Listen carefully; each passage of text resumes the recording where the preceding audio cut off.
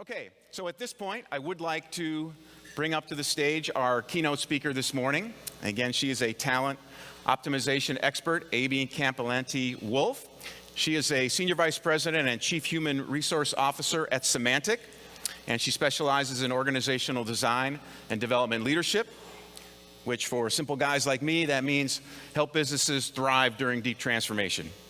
Please help me welcome to the stage, Amy.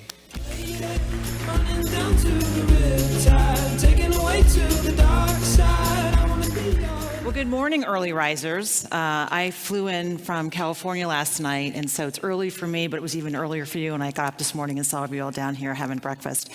So thanks for making the time today. I know this is a really critical juncture for you all and why you all are talking about talent management, and I want to try and demystify it for you, because there's some really basic ways to think about talent management, much like you guys think about your jobs every day and how you run your businesses.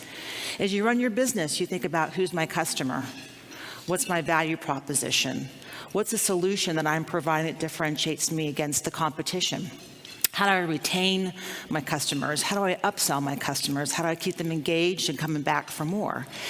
That same relationship you have with your customers, you want to have with your employees. It's the same type of questions, the same type of programs, the same types of pull and push that you have with your customers, you want to have with your employees. So today's discussion is going to kind of walk you through the tenets of how to think about that and break it down into what I think are simple parts and parcels, because it can be pretty overwhelming when you think about it. So let's first start with, what is integrated talent management? I know it sounds super sexy, integrated talent management. What exactly is it? So first of all, you got to make certain you have a clear business proposition. What is it you're trying to do from your strategy? Are you about growing rapidly? Are you about managing your margins? Are you about keeping what you've got and just expanding on your cross sells? What is your overall business strategy? What markets are you entering? What's really critical for you? And from that, you begin thinking about, what's the kind of workforce I need? Where am I locating that workforce? Where can I best find that talent? Then you work your way into all the things that go along with the capability that I'm looking for in terms of key skills. Do I want hunters? Do I want fishers? Do I want people who are really good at sales enablement? Do I want folks that are financially astute to help us go into new markets? So begin thinking about key capabilities and skills. Then you work your way down towards what types of development do you have in the organization? How do you keep refreshing those skill sets? How do you ensure that you've got a place that people are going to continue to grow and contribute? And along that stuff, you've got talent acquisition, which has got to be really connected to the business. They can't be a bunch of recruiters on the side.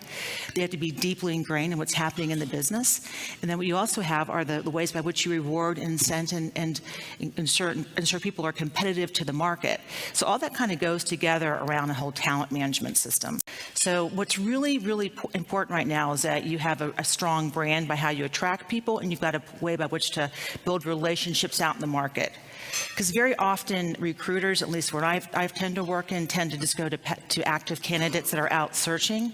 And you want to try and build relationships with passive candidates, because very often passive candidates are the one that maybe aren't looking but have a particular skill you want to go after. You want to also think about organizational and individual development. And this is around, what do I need to build in the organization in terms of key skills, and then what I need to do individually. And as many of you have probably been reading in the digital age, about 41% of the work that we do today will no longer be around 10 years from now. So how do you ensure you're staying ahead of the curve in terms of technology, making certain that you are refreshing your organization and what you need to do in that organization to be successful? What we're seeing now in the industry is the notion that to drive sustainable performance, you really have to have constant conversations. And it's not just about talking about what you didn't do well, but it's really getting clear about what you have to do in your job every day, how you have that constant conversation around how you're showing up, how you're performing, and how you iterate your goals as the business changes on a daily, monthly, quarterly, yearly basis. People want feedback, and I think feedback is easier to give when you get it more often, and it's easier to give when you give it more often. So that constant ongoing conversation is really critical for employees to feel like they're connected to what's happening in the business. It also helps you identify critical talent needs. So if you're having that constant conversation, you'll know if you're on track for a particular project.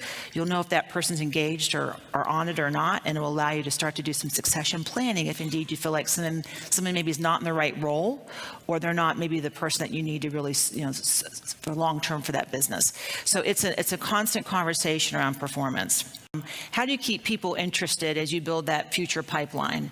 So a couple of ways. One is I'm always a big believer, and I think I mentioned in my discussion, is that we bring people in for like a reception from 5 to 7. We did one recently with our early in career employee resource group I'm the executive sponsor of. So we invited a bunch of people through LinkedIn, friends, family, whatever, across the Bay where we live, and had them come in and do 2 hours where I had a board member come in and talk about early in career journeys as a board member, what to think about, how to think about moving in your career.